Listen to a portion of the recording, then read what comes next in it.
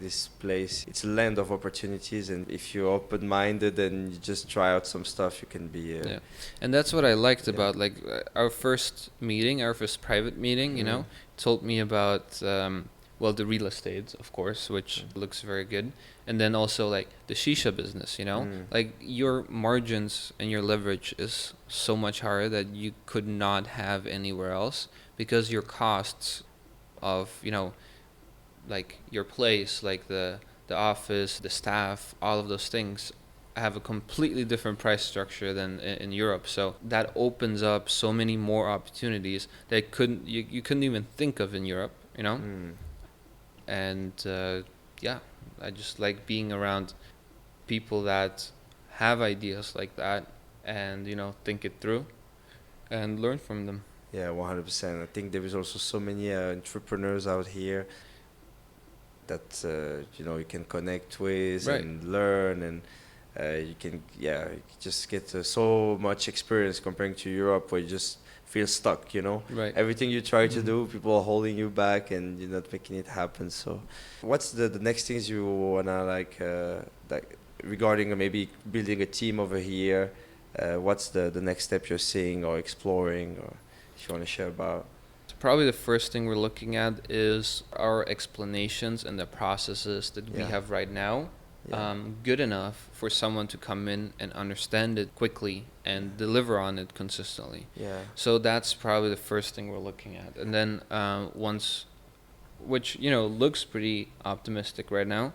And once we have that, we're like, okay, what people can we plug in order to do it? When I started out, I would say, if I would give the advice to someone on how to get like the first person going, and then building slowly from there, like maybe a team of 5, 10, etc. I would say that the first step is like try to find some kind of manager or some kind of personal assistant, someone that is, I would say, that is not interested by you but interested by the job, okay?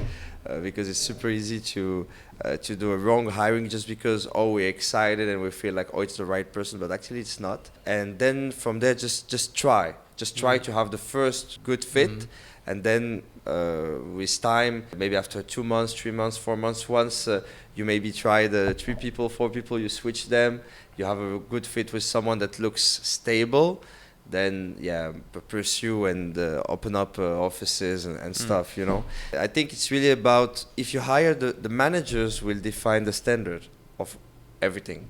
If you have the right managers, then everything will follow, because again, rice culture. So you Yeah. would say that the main focus should basically be on building the core of your team, Yes. led by your managers. And when you have that core, then it is easier to scale. 100%. For example, I was hiring for a manager for my real estate business, and just the hiring of the manager took me like, I don't know, 4 months, 5 months, just because I was like, okay, we're not at the standard I want. We're not yet there. Yeah. And once you have the manager, everything flows after that, because right away you can hire the 5, 10 guys under him, under her, and get the process going, But the first choice, and like making the decision to be like, okay, let's move forward with this guy or with this lady, will change everything. My manager was saying to me, like she was saying to me, but it's never enough. I say, yeah, it's never enough.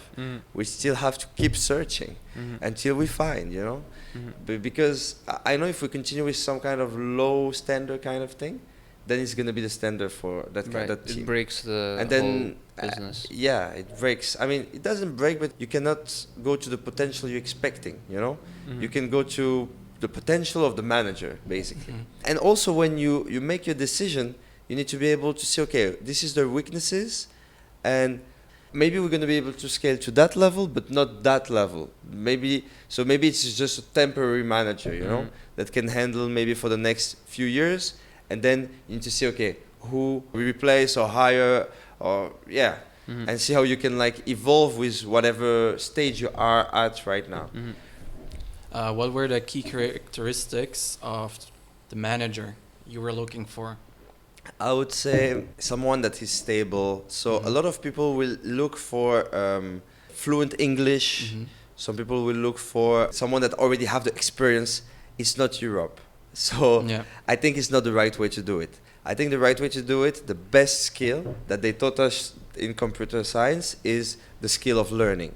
If you find someone that is able to learn a lot, that is being able to be coachable, basically, that's more than enough, you know? And even if the English is not 10 out of 10, this is not important. What important is, are you able to understand each other? Is he able or is she able to go through your vision? Because usually, very high set of skills on in terms of experience or in terms of English or whatsoever will lead to some kind of instability because opportunities are flowing. Those talents, you will just have them based on salary. But do you want to have a team just based on salary, not really on culture? I mean, it's okay, but you need to find the balance. You need to find the right balance.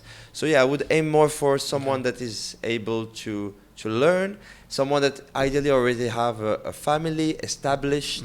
This way you aim for long term. You don't want to have some kind of personal assistant that is, like traveling around, always moving, always exploring stuff. So you can plan ahead, actually. So that is Of the course. most important thing. You mentioned company culture. How do you define company culture here in Indonesia? Because what I've seen, I've worked once for a boss, and they were very, very good at the company culture. So everyone was there, and they wanted to work. They loved to work. They wanted to wake up and work for this company because the company culture was so good.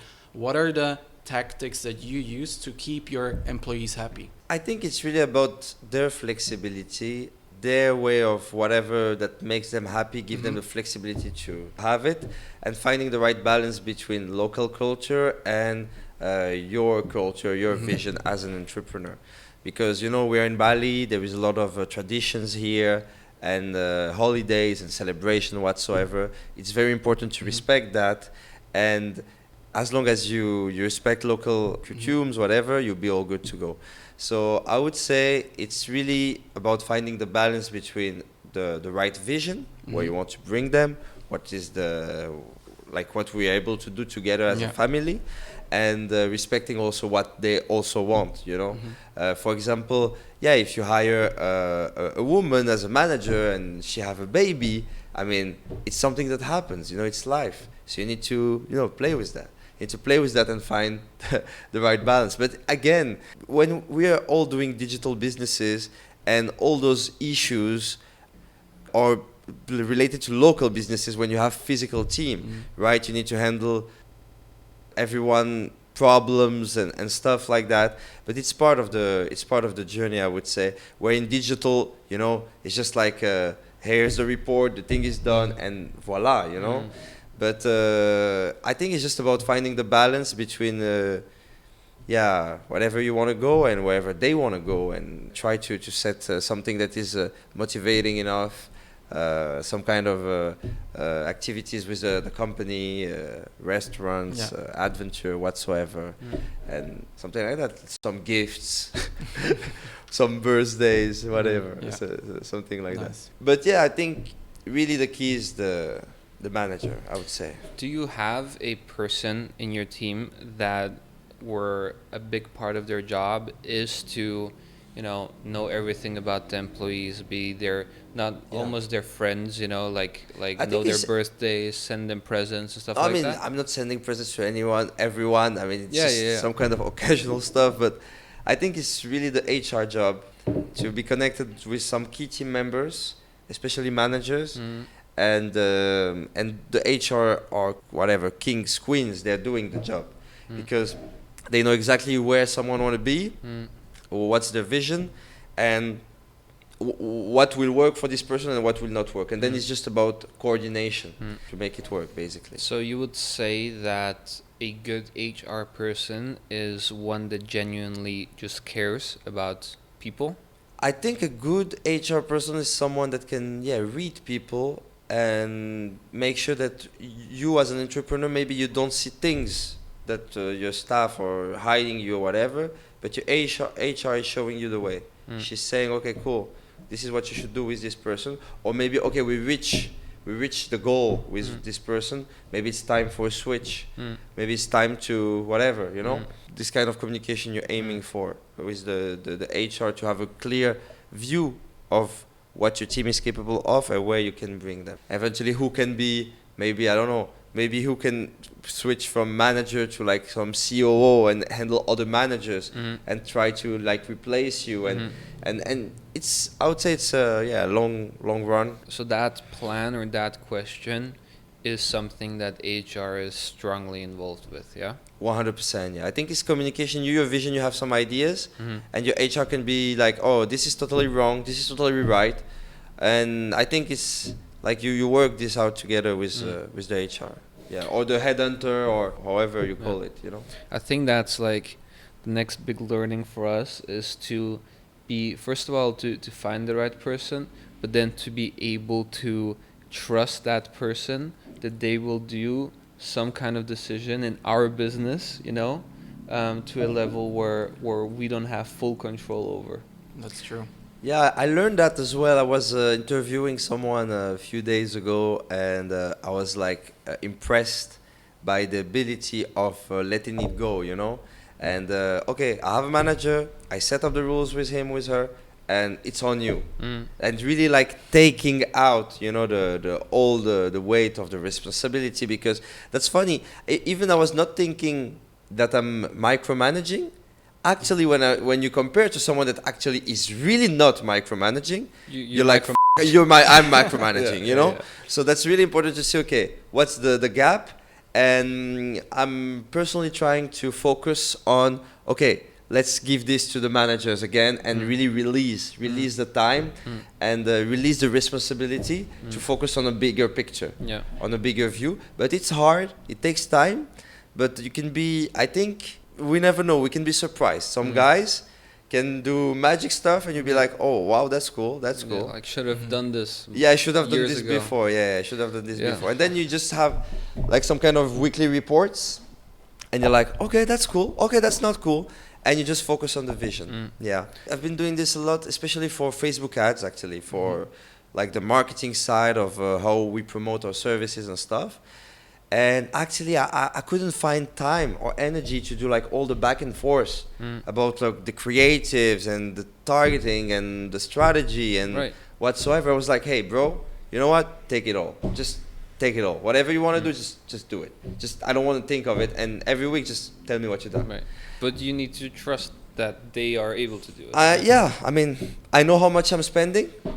I know how much I'm aiming. You know what's my target. And okay, just if you can go like 20% lower than that, I mean, even though it's not at my level, but a little bit lower, I'm fine with that. Right. And guess what? He can get even higher. Yeah, because he focuses on it. Yeah, because he focuses on it, and your energy is more focused on a bigger view, on bigger picture, and that's a game changer. Right. So maybe that's the thing. Now I'm aiming, okay, how to go to 50 people to like 200 people, and maybe that's the thing. Like releasing, even though it's not perfect, it's not cool.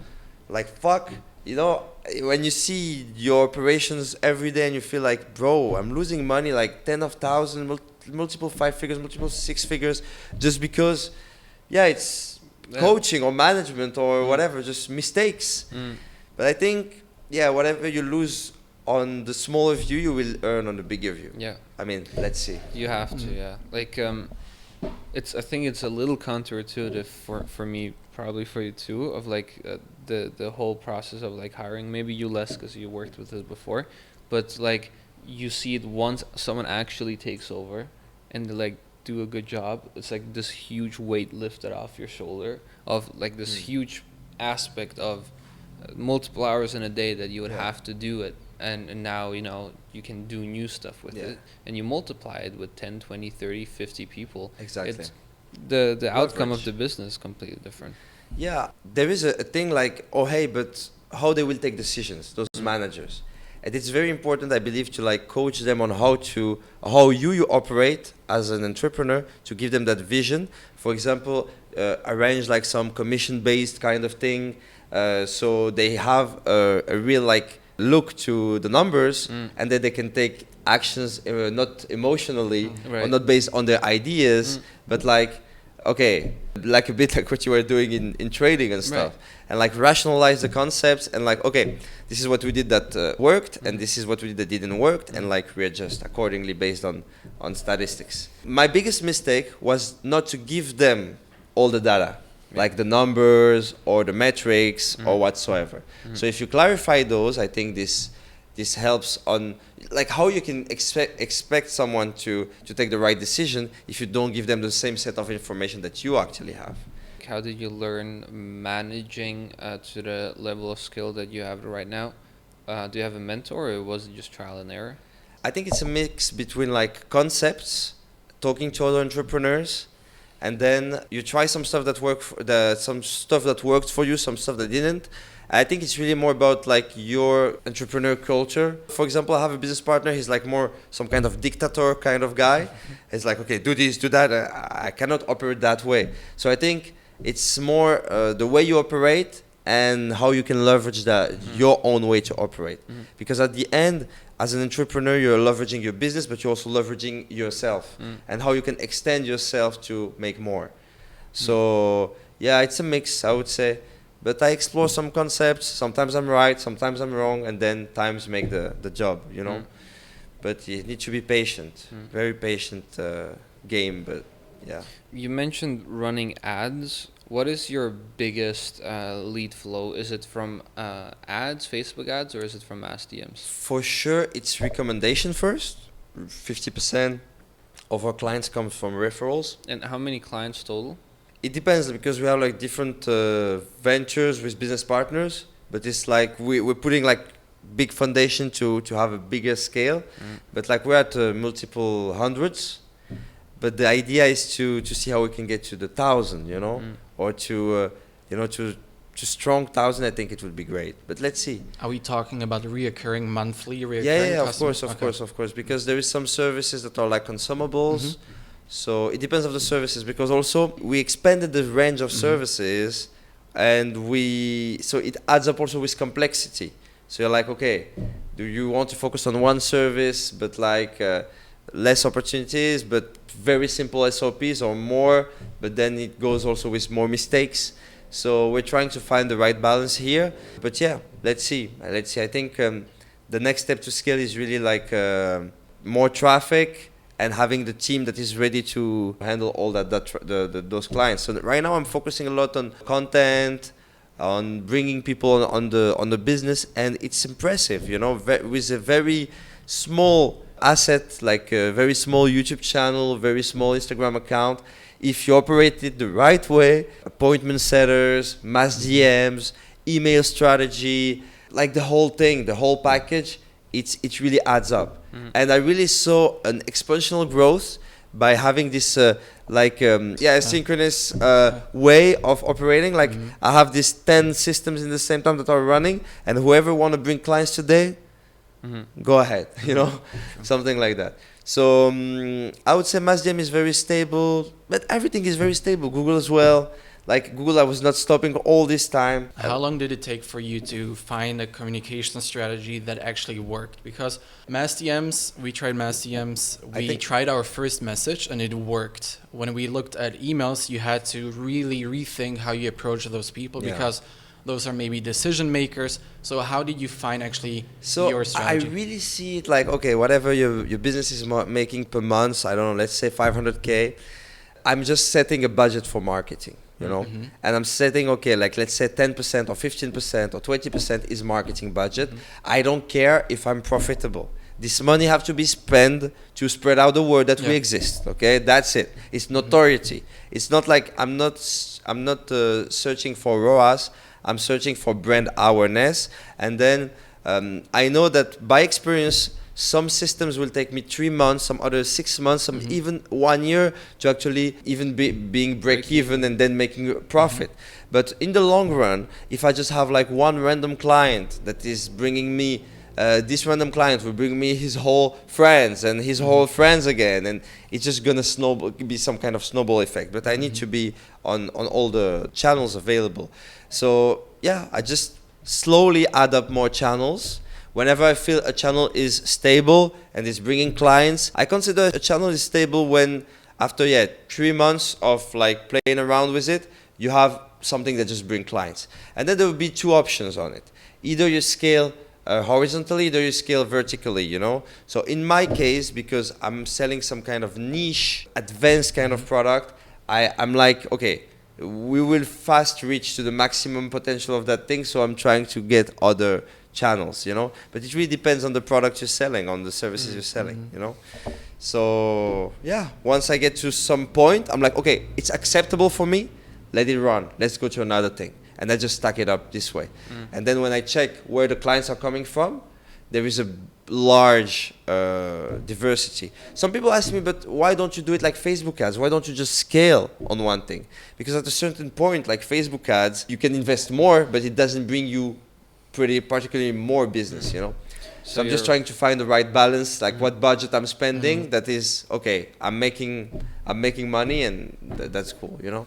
So basically, at a certain point, because it is a niche service, at a certain point, pretty much on any channel that you use, you see a big drop off in efficiency or in ROI, really. Yeah, but I think there is some channels that have more potential than others. Like Twitter, for example, I think that maybe this rule will not apply, or maybe YouTube as well.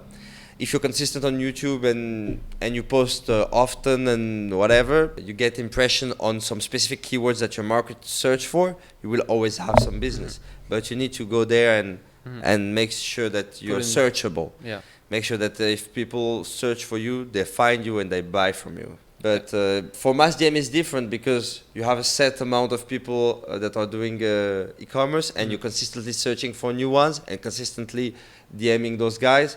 So I'm like, whatever I text them, like one day they will open their chat request, they will see 20 messages of me, and they'll be like, okay, this guy exists, let me have a look, who's this guy, you know? First of all, the current volume on mass DMs that you do is at its cap, right? The reason you don't do 10x more is because... I tried, you know, I tried to put more budget on it, but I don't see more efficient results. So at a certain point, I'm like, okay, as long as I break even on the first month or the second month or the third month, I'm fine. I'm okay to spend money today if I know that I will recover it in 3 months. So I'm just trying to see this kind of metric. How much can I spend today to just like get my money in 3 months? And I'm okay to lose money now, but after with subscriptions and stuff and referrals and stuff like that, eventually getting my money back later. That's the idea of it. I wish I could spend enough to like lose... to pay 1 year up front, but not yet. Not yet. Let's see in the future, like big brands, right? So, and also for the mass DMs, that means that you're retargeting, recycling the same people. At what speed do you do that? So the question is how often we resend to the same people. We're always consistently building lists, and we just like cycle through those lists. We give to ourselves a target of followers or followings that we want to send out, and then once we finish, after I would say like 3 weeks, it's just go back again. You know, we like all those guys will receive a message again. So it's more like we pass through the list again and again and again, and some people will end up showing up for some reasons, you know. But it's really about consistently adding, consistently searching for new source of people to target. And will it lose its effectiveness? So when you use and recycle those lists, maybe first time you got like 1% that responded. After the second cycle, what is the percentage change or the effectiveness after the second cycle? So I think it really depends on the product or services or whatever you do. Because on my case, I sell like Pampers, you know? I sell Pampers. People need me sometimes when the baby needs Pampers. And then when they don't need it, they don't need it. But eventually at some point, they will need it, you know? Understood. So I think it really depends on the business. But on our case, it's bringing results consistently. It's random. Like some guys will not respond the first time, and then after they need the thing, or they're like, oh, hey, I received your messages since 3 years ago. I was like, I don't understand your thing, but now I need it, you know? Right. Okay, cool. So, and all those DMs that you sent, I would say, for nothing, I have kind of built some trust with those guys. Right. Because they're like, bro, you spammed me so much. So, like, I remember when I started doing it, Like a lot of people were like, "Hey, I know you. I received a DM." Literally, you can go like to whatever to Circle K or Indomaret, and the guy's like, "Hey, I screenshot you. I saw your ad." I'm like, "Bro, you're not supposed to be on the targeting, you know." And you take that thing and you improve. But what matters is you spread out the word, and then people might need you at a certain point. I mean, for my business, but I know a lot of people that do it for e-commerce, the mass DM thing, and they go more hard on the filtering system and who they will send DMs or not, or who responded, who bought, and they will just like filter out. But of course, you can filter out when your audience is multiple, 100 million people. But when your audience is way smaller, Yeah, you go broad, and especially with you, where when it's broad, like, you can filter more. yeah, and you're like time. It's like different people need your product at different times. Yes, exactly. So yeah, and you also mentioned that you have that you know people that send out like millions of DMs per day for Yes. e-commerce specifically. 100%, even right? more, even 10 million, even 20 million per day for like very broad stuff. And that's directly like, hey, buy this product. Usually what I saw a lot is like ambassador strategy. So the idea is to say, hey, you've been selected to be some kind of micro-influencer whatsoever, get them to some kind of funnel, get them to buy, to get the products for them, and then there is like multiple source of income from the influencer that buys, source of income from the audience of that micro-influencers, source of income from subscriptions, because you can have like some loyalty program to the influencer, loyalty program to the buyers, whatsoever, and you can have like multiple streams of income, you know? So 10, 20 million a day is a pretty solid number. yeah, I mean, at a certain point, you should not do it using Shopify, because they might block you, because they'll be like, the is all this traffic coming from organic Instagram, from nowhere, from a new store. So either you do it step by step and you mix traffic sources. I think this is where people see it wrong. I see a lot of people just focus on one traffic source, and then it also like don't establish trust with Meta or whatsoever. But if you, or with Shopify, but if you have like you have some, I don't know, some SEO, some Meta ads, Google ads, Pinterest, whatsoever, then it balances things up, and you have some stronger Shopify, and you don't risk to just get banned because you send up so much traffic within a short notice, and boom, something is unusual, you know.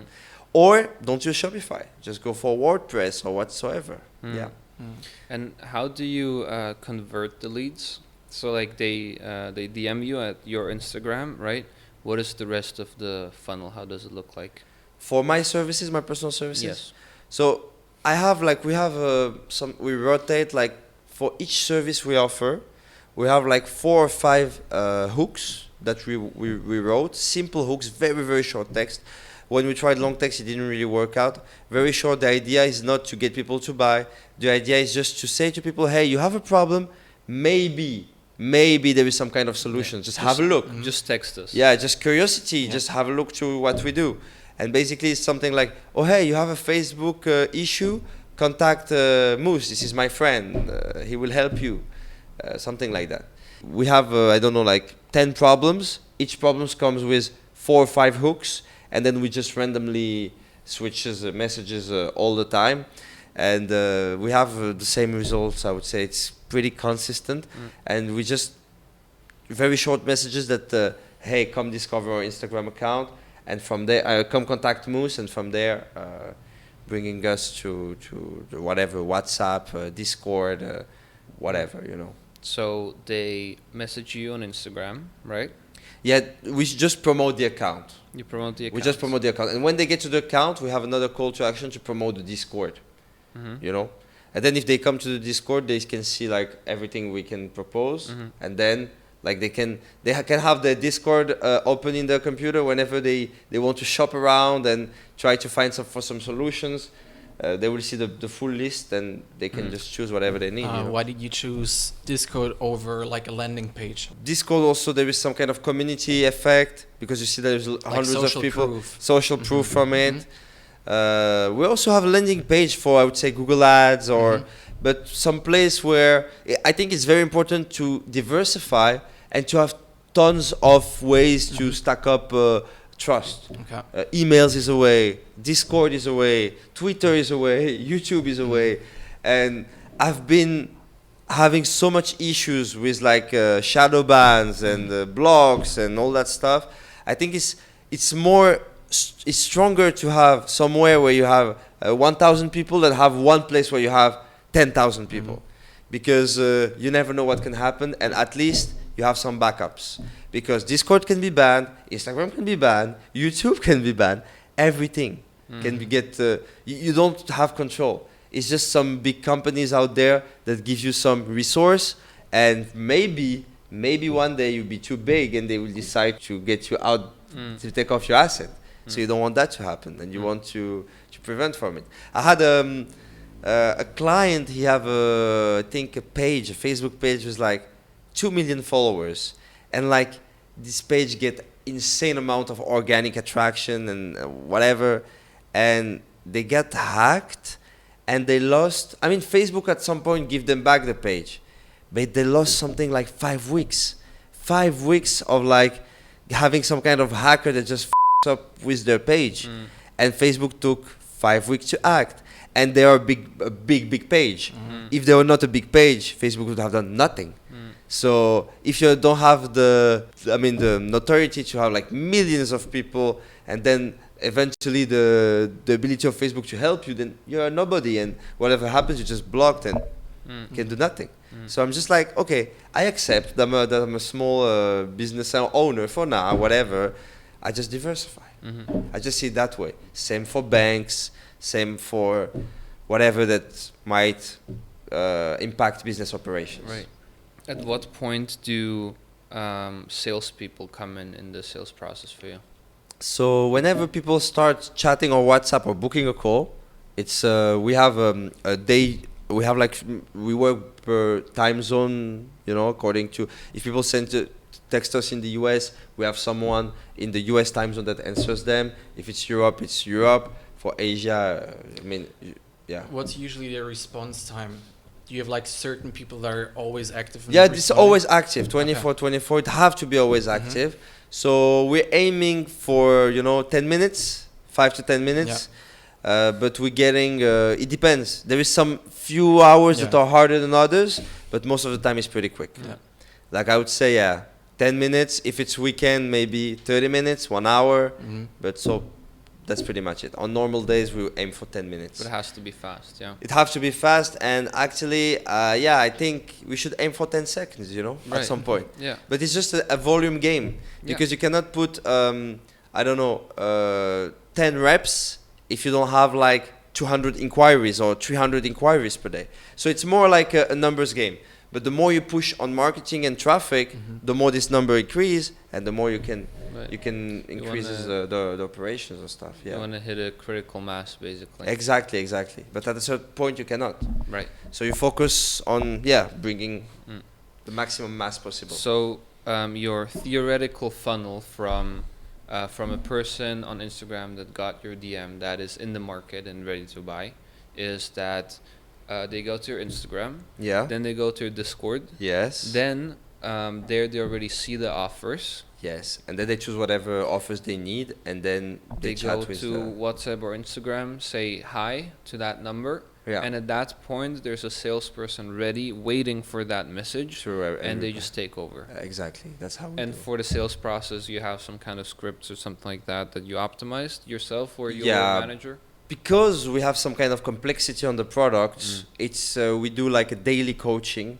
So we have some kind of manager that is doing daily coaching to the sales representatives, and that's the way we do it. We also warmed up some kind of ChatGPT that can answer whatever questions. So it's a good point of starting, I would say, to someone that is like a beginner in our team. But at some point, it's experience, and mixed with ChatGPT, it helps a lot. And if no one is able to answer, I can act, or something like that, or the manager can act, and we just coordinate that way. But I would say, the more the product are complex, the more the coaching is the way, and process is having some kind of a warmed up ChatGPT that is able to answer any question is a very, very valuable asset.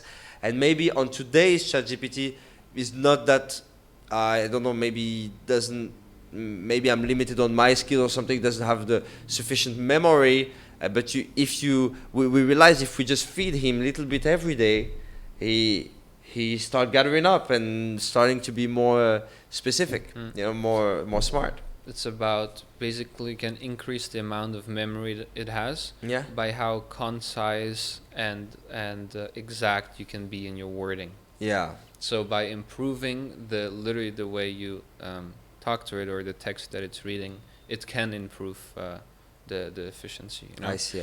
But so once a prospect is closed, what are your steps or what do you do in order to hopefully keep that prospect on and have them, over multiple months? Well, I mean, when you sell a service to someone, you help him get to a certain goal, and hopefully that certain goal will help them make more money. And then business-wise, everyone is winning, and then eventually they can pay again to have this continue winning over months, right? So that's the idea. There is a lot of principles, but to make it simple, I would say connections, availability. When I say connection, is like kind of creating some kind of proximity. Because the more you understand someone's business, the more you're able to create the right atmosphere to help them understand their vision and help them get to a certain level. And that's how we had some guys working with us for 3 years, 4 years and stuff. But I would say availability is the most. Connection, proximity, service. Of course, your product is so important, but it's not the end point. Product is just a vehicle. So it can be that product, it can be that product, it can be that product. At the end, if the intention is right and client feels safe, then there is a high chance that they will pay again. We have some products we don't understand. I was like, this product, I don't understand why people buys it, but this product has a better retention than our main product. I'm like, okay, wow, okay. But sometimes you don't really know, and sometimes what you think is not right as well. It's more about finding the right balance between your vision and also some kind of empathy to your clients to give them what they want, Right. and trying to mix this and So basically like creating a safe, comfortable environment for the clients where they can believe and trust that you will solve the problems that they have currently. Yes. And also like in a sense having an environment in a company with a high focus on serving the client. In my case, yes, but I see a lot of services not doing that and just being like very, for example, for agency ad accounts. Agency ad accounts, you don't need all that. It's just result. It's just like people come, they need to spend budget on Facebook, they pay, they done, But again, you can go further on the relationship. It's you and how deep you want to go. And of course, you never know. Maybe the guy that is doing very small orders today will get to a point paying you 30K or 30K a month. You don't know. So you need to invest on a lot of people, help them, and you never know which guy will explode, So there's some kind of thing like that. And at the end, you need to pay big bucks to those guys that will be account managers, and that will handle retention and trying to hold those guys, serve those guys. But in e-commerce, it can be very unstable. Some people can make money 3 months and then stop making money, and you just want to be ready if they scale, to be there to support their scale at whatever point. I mean, of course, you cannot do everything, but you choose a range of services where you have some value in, something like that. Something like that. And all your salespeople are in Europe? It's French people, because we did that in terms of management, because we could go more deep on the coaching side rather than English, because French is my mother language. But it's French people based all over the world. We have French people based in US time zone, in Europe time zone, Asia time zone, whatever. The idea is to cover it all, but having the one way of management and making sure like everyone falls through the same vision. And they all sell all the services, or are they specific for each service? There is some talents that have a specialty on a specific service, but all of them knows overall everything. But for some specific services, I'm like, okay, just talk to this person. She will help you. He will help you. They know very well that thing. Okay. For example, I don't know. There is someone specialized in Google Ads, Google merchant account issues, media buying and agency accounts and whatsoever, or competitor analysis. Okay, just talk to this guy. He's the Google guy. Okay, in the team, he knows everything. You know. Makes sense. But of course, he have some context on the other services. But for Google, he's the guy. You know, I would say something like that.